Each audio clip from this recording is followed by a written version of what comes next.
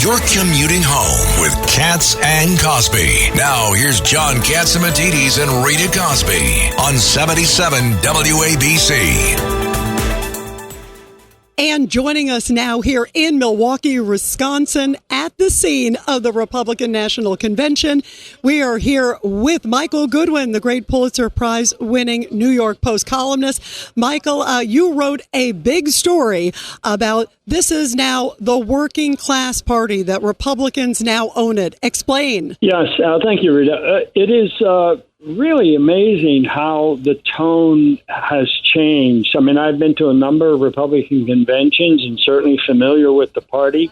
And this is a different party now. This is Donald Trump's party. And what he started in 2016 with the Rust Belt support that he got has now, I think, sort of taken over the party. This is what the party is looking to as its prime constituency. And you see it in the choice of speakers. You see the diversity that has been involved in the selection of speakers.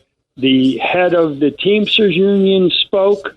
Now, it was a strange experience. I think a lot of the delegates weren't sure whether to boo or cheer a lot of O'Brien's comments. But the mere fact that you have a union head speaking to a Republican National Convention, I think, is a big moment. And it's just everywhere you look, there is a sense that the party has been remade to fit the idea that Donald Trump had in 2016, that got him elected in 2016, that this party should stand for working class Americans. Then it was just the Rust Belt primarily, and he won the 3 key states to win the election against Hillary Clinton. But now, for example, his idea that tips for restaurant workers and others should not be taxed. I mean, that I think it sounds, that's interesting, that's cute. No. There are a lot of people who are really moved by that. So again, it's part of this pattern that the working class, the Republican Party, the party of big business, of Wall Street, is now becoming a working class party, a working class dominated party. That's a big, big change, and it's all because of Donald Trump. And Michael Goodwin, you talked about the Rust Belt.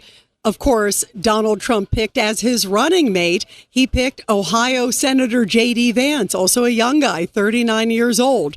Do you think that also clearly comes into play with the working everyman story? And you think about also, as we will hear tonight from J.D. Vance, this is a story of rags to riches, as he profiled in his book, Hillbilly Elegy. Yes, I think it fits in perfectly. In fact, when he made the announcement about J.D. Vance as his running mate, Trump said that he would be representing and working for, and he basically assigned him to the Rust Belt states, Pennsylvania, Michigan, Wisconsin, Minnesota.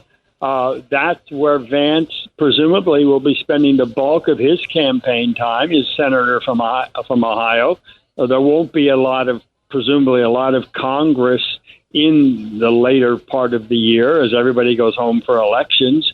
And so I think that's where you'll find J.D. Vance. And he's a very articulate spokesman for the populist policies, for the America First policies of Donald Trump. He wasn't always, but he is now.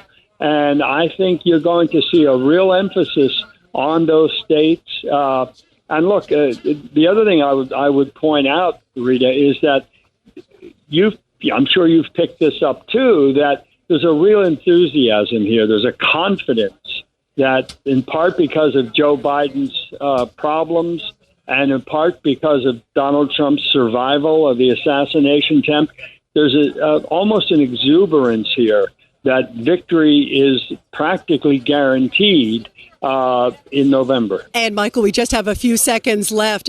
You just teed it up where I was going to go, because there's word today, of course, that Biden has said, quote, if a medical condition could prompt him to drop out, that's a possibility. Quote, if doctors came to me. This comes as polls are showing that 70% of Americans are saying that President Biden should drop out. And we've got Adam Schiff, who's a very important Democrat, saying it's time for him to drop out. Where do you think that's headed? Because, here we are at the RNC. They're very unified.